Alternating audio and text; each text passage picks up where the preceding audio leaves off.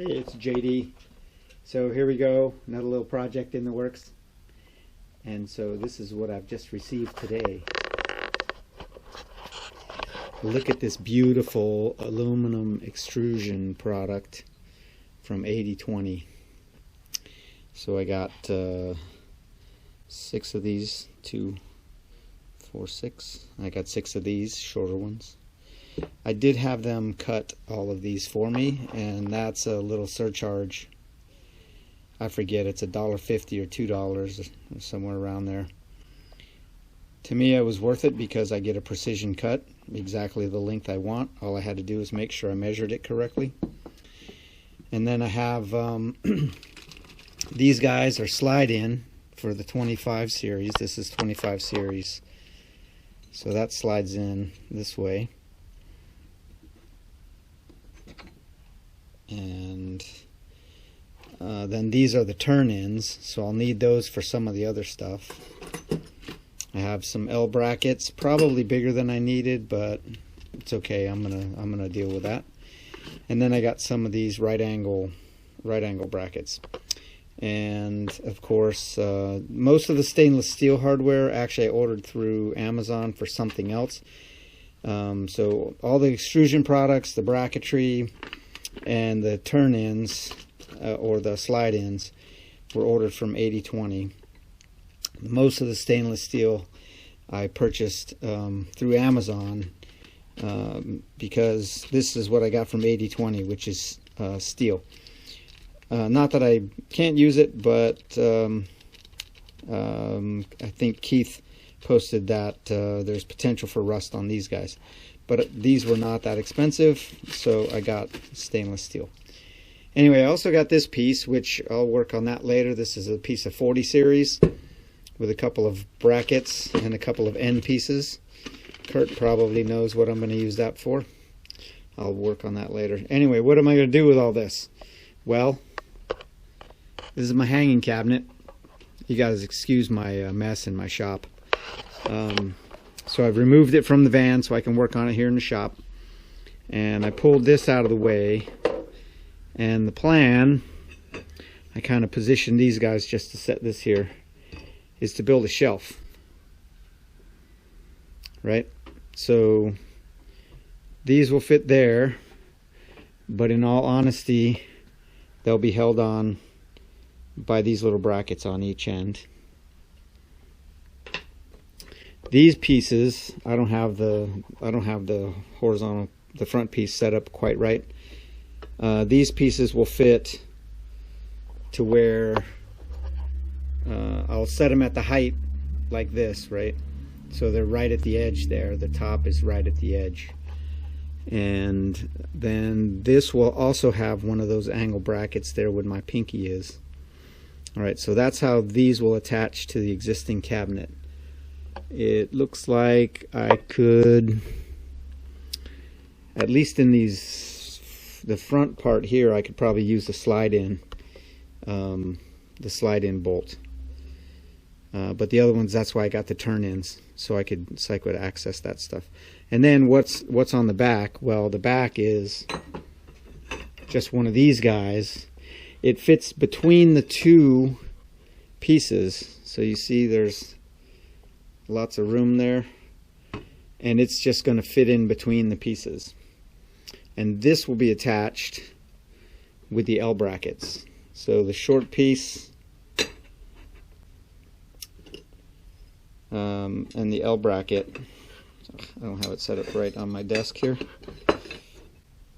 So these guys will attach this way, and then this will be the underside where the bracket is. So this thing would kind of spin around and set that way in there.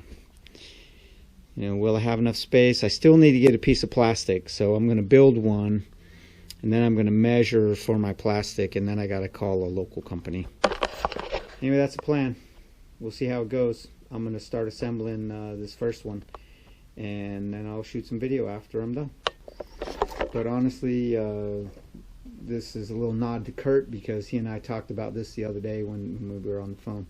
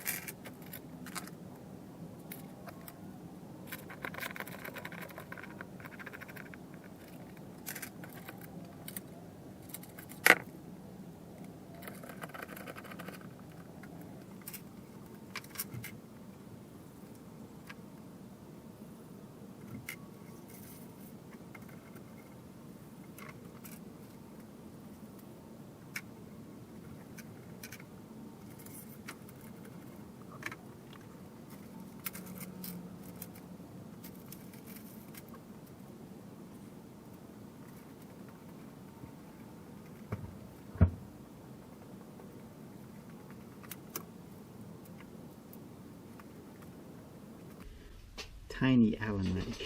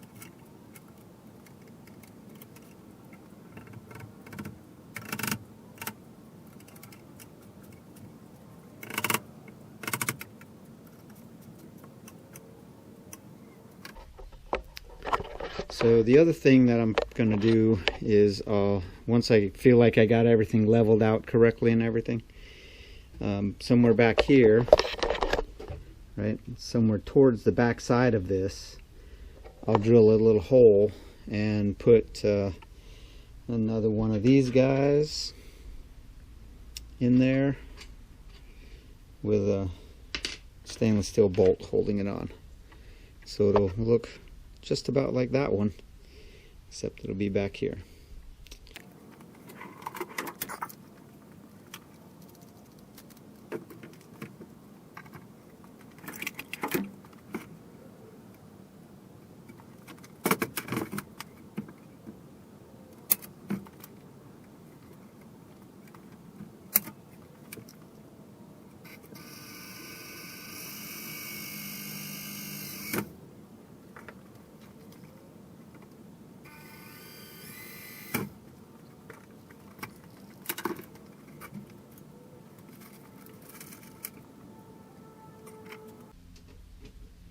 Didn't make it quite big enough,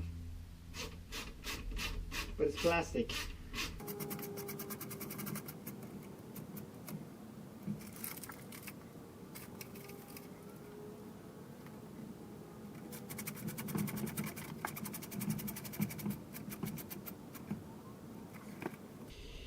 So that'll be it.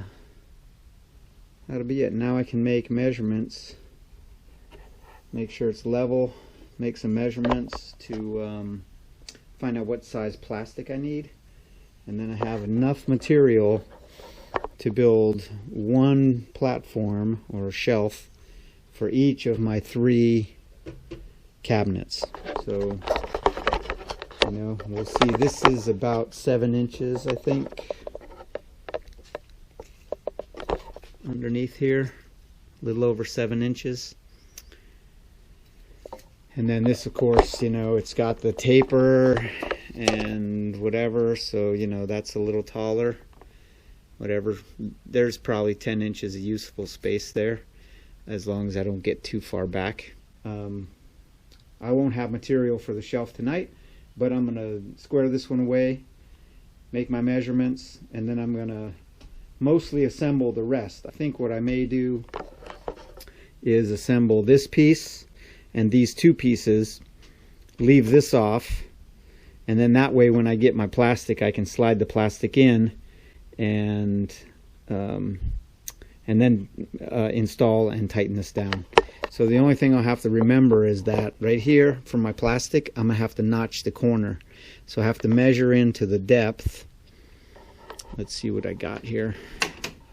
Again, you got to pardon my mess. Got a messy shop.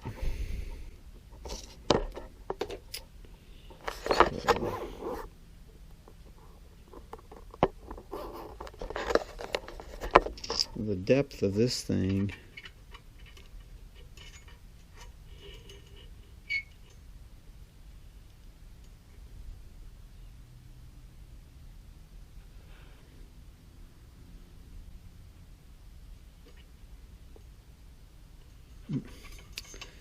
blew it.